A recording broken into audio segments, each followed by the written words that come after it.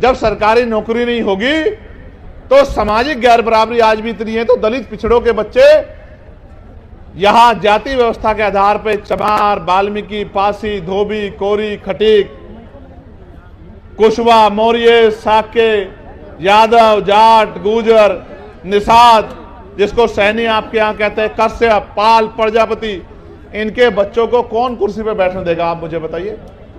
क्या आज देश में समानता आ गई है? तो इनके बच्चों को कौन कुर्सी पे बैठने देगा?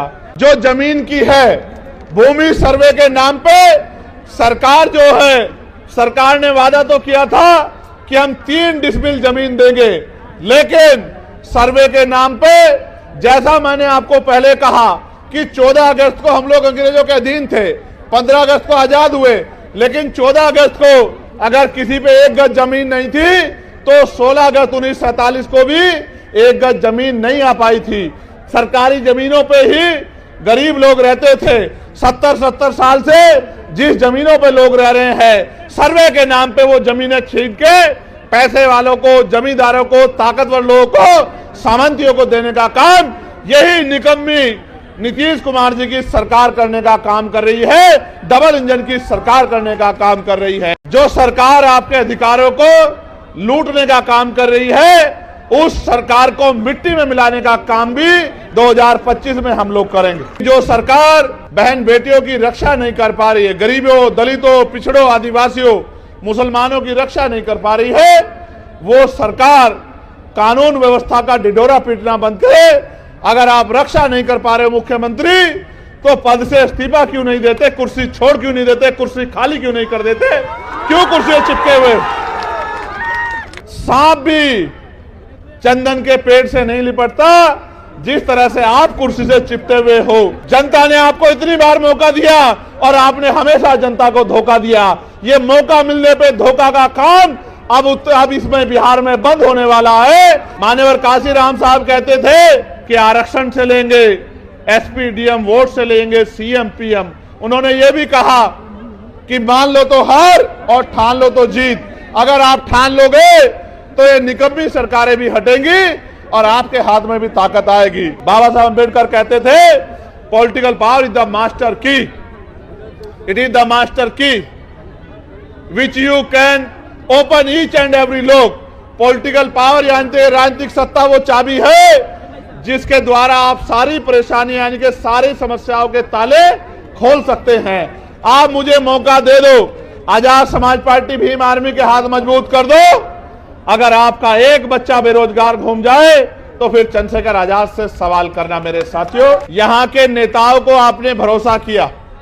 आप चुनाव से पहले वो आपकी गली में आते, आपके पैर पकड़ते हैं, आपको चाचा, ताऊ, भाभी, बहन, चाची, ताई, पता नहीं क्या क्या शब्द कहते हैं, शराब पिलाते हैं, मिठाई खिलाते हैं, कपड़ा लुटाते हैं, सारे काम करते हैं। क्यों? क्योंकि बाबा साहब अम्बेडकर ने अपने 4-4 बच्चों के कुर्बानी देके आपकी उंगली में वो शक्ति दी है, जिसको चाहे कुर्सी पे बिठा दो और जिसको चाहे कुर्सी से गिरा दो। अगर ये वोट की शक्ति आपके पास नहीं होती सम्मानित साथियों, तो आपकी बस्तियों में पैर रखने के लिए कोई नहीं जाता। ये बाबा साहब अम्बेडकर के संघर्षों का परिणाम है कि चुनाव के बीच में, चुनाव के समय ये लोग आपके बीच आते हैं, लेकिन चुनाव के बाद क्या? 5 साल तक आप लोग इंतजार करते हैं कि नेता दोबारा दिखाई दे जाए, लेकिन नेताजी दोबारा नहीं आते। आप उनके दरवाजों पर जाते हो तो वो गेट बंद कर लेते हैं और ये कहते हैं कि नेताजी यहां नहीं है। आप ये बताओ, इन नेताओं के सहारे आप अपनी लड़ाई को लड़ लोगे? मैं आपको 3-4 समस्या यहां की रखता हूं, जो साथी यहां उपस्थित भी हैं। एक समस्या जो बड़ी समस्या है वो हमारे होमगार्ड के भाइयों की है।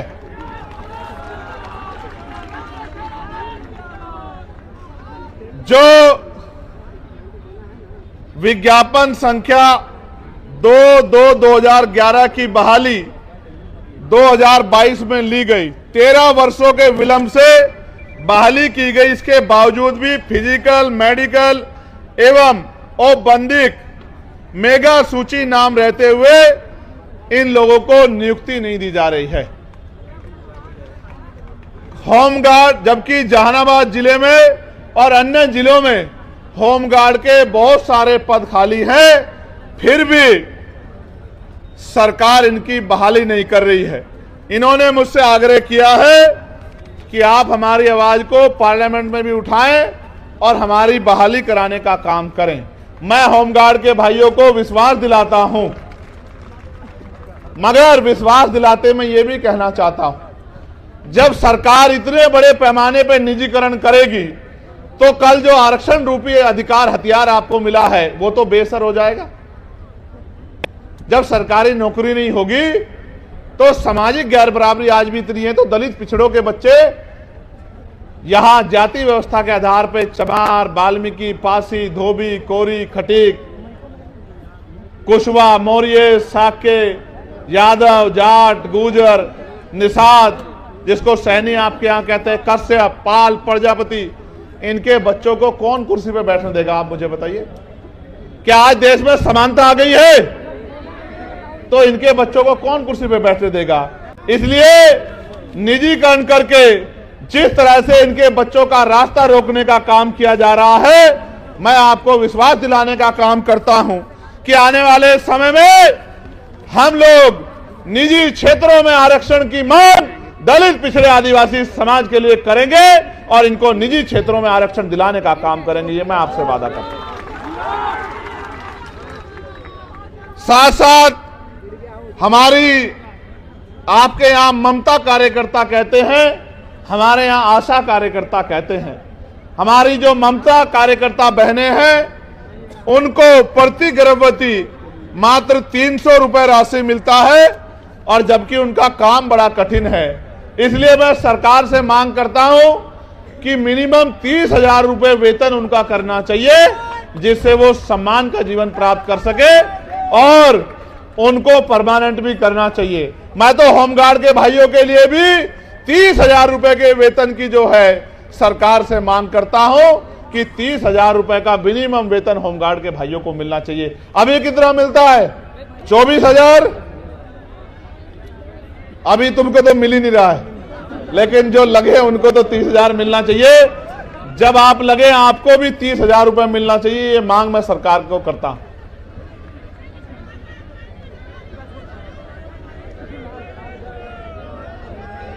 ज्वाइनिंग नहीं हो रही है ना,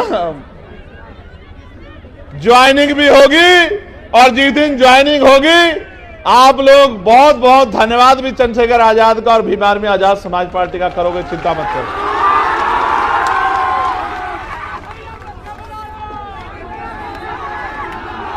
एक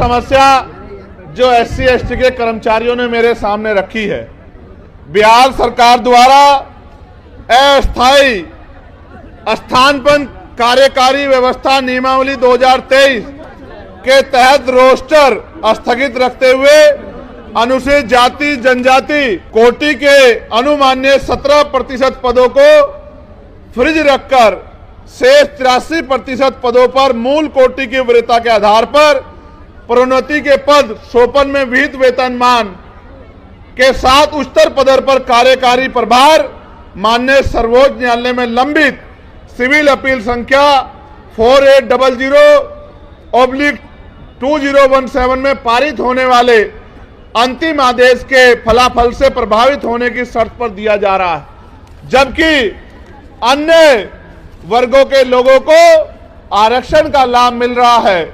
इसकी वजह से जब प्रमोशन नहीं हो रहा है तो बैकलॉग भी नहीं आ रहा है, ना नई नियुक्ति आ रही है और ना ही हमारे मूल पदों से प्रमोशन हो पा रहा है। इसके कारण कर्मचारियों को परेशानियों का सामना करना पड़ रहा है। मैं इस मंच के माध्यम से शेड्यूल कास्ट शेड्यूल ट्राइब के कर्मचारियों से कहना चाहता हूं कि अब मैं दिल्ली जाके पार्लियामेंट में और वेलफेयर कमेटी में आपका मामला जो है रखने का काम करूंगा, और साथ साथ मैं आपको भी ये कहना चाहता हूं, आप भी कमर कस लो।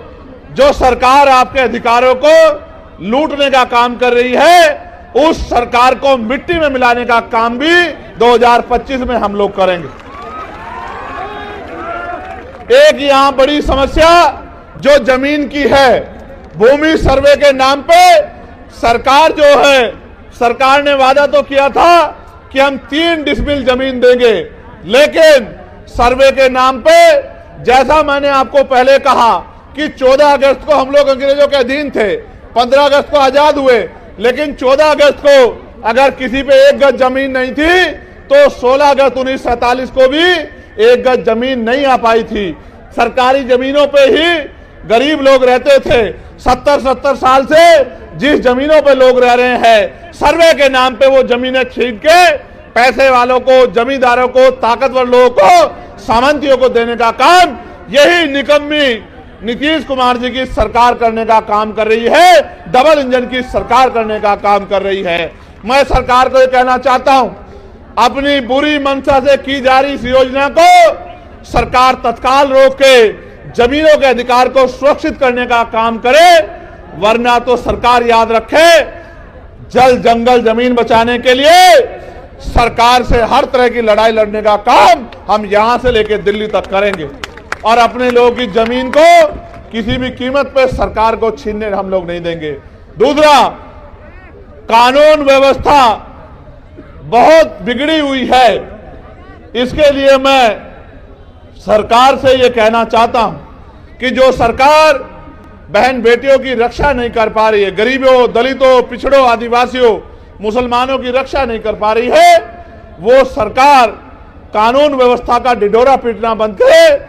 अगर आप रक्षा नहीं कर पा रहे हो मुख्यमंत्री, तो पद से इस्तीफा क्यों नहीं देते, कुर्सी छोड़ क्यों नहीं देते, कुर्सी खाली क्यों नहीं कर देते, क्यों कुर्सी चिपके हुए? इस तरह से तो सांप भी चंदन के पेड़ से नहीं लिपटता, जिस तरह से आप कुर्सी से चिपटे हुए हो। अगर नहीं काम कर पा रहे हो, नहीं लो जनता के हितों की रक्षा कर पा रहे हो, तो कुर्सी क्यों नहीं छोड़ देते मुख्यमंत्री जी? आपको सोचना चाहिए। जनता ने आपको इतनी बार मौका दिया और आपने हमेशा जनता को धोखा दिया। ये मौका मिलने पे धोखा का काम अब इसमें बिहार में बंद होने वाला है। अब अगर मौका मिलेगा तो काम करने वाले लोगों को मिलेगा, और जब मौका मिलेगा काम करने वाले लोगों को तो धोखा बंद हो जाएगा। इस बात का भी मैं आपको विश्वास दिलाता हूं। आप यहां आए, आपने इतनी बड़ी संख्या में यहां आके सरकार को चेताने का काम किया। मैं दोनों हाथ जोड़ के आपका धन्यवाद करता हूं। मैं ये मानता हूं कि आपने पिछले 7-8 साल में बहुत मेहनत की है। आपने अपनी मेहनत के बदौलत इस नीले झंडे को गांव-गांव तक पहुंचाने का काम किया है। अभी भाई ददन जी भी कह रहे थे, जौहर साहब भी कह रहे थे, अमर ज्योति जी और भाई कमल वालिया जी भी कह रहे थे कि अब आपकी परीक्षा का समय आ गया है। आने वाले 8-10 महीने संघर्ष के महीने हैं। जिस तरह आज आप बड़ी संख्या में जुटे हैं, यहां से जब आप घर लौटेंगे तो चैन से नहीं बैठना, क्योंकि अधिकार मांगने से नहीं मिलते, अधिकार छीनने पड़ते हैं, और छीनने के लिए शक्ति बनानी पड़ती है। मान्यवर काशीराम साहब कहते थे, जिसकी जितनी संख्या भारी उसकी उतनी हिस्सेदारी। और उन्होंने ये भी कहा कि आरक्षण से लेंगे, एसपी डीएम वोट से लेंगे, सीएम पीएम। उन्होंने ये भी कहा कि मान लो तो हार और ठान लो तो जीत। अगर आप ठान लोगे तो ये निकम्मी सरकारें भी हटेंगी और आपके हाथ में भी ताकत आएगी। तो मैं अपने गांव के कार्यकर्ता से कहना चाहता हूं कि वो आज से रजिस्टर बना ले और एक एक घर को जोड़ के भाईचारा बनाने का काम करे, बहुजन समाज में एकता बनाने का काम करे, अपनी शक्ति बनाने का काम करे, और आने वाले समय में संघर्ष के बलबूते किसी के आगे हाथ फैलाने वाला नहीं, कलम की ताकत अपने हाथ में लेके लोगों के भविष्य को बदलने वाली शक्ति अपने हाथ में सत्ता के रूप में लेने का काम करे। क्योंकि जब तक पॉलिटिकल पावर आपके पास नहीं होगी, बाबा साहब अम्बेडकर कहते थे, political power is the master की, इट इज द मास्टर की which you can open each and every lock. Political power यानी राजनीतिक सत्ता वो चाबी है जिसके द्वारा आप सारी परेशानी यानी कि सारी समस्याओं के ताले खोल सकते हैं। आप मुझे मौका दे दो, आजाद समाज पार्टी भीम आर्मी के हाथ मजबूत कर दो।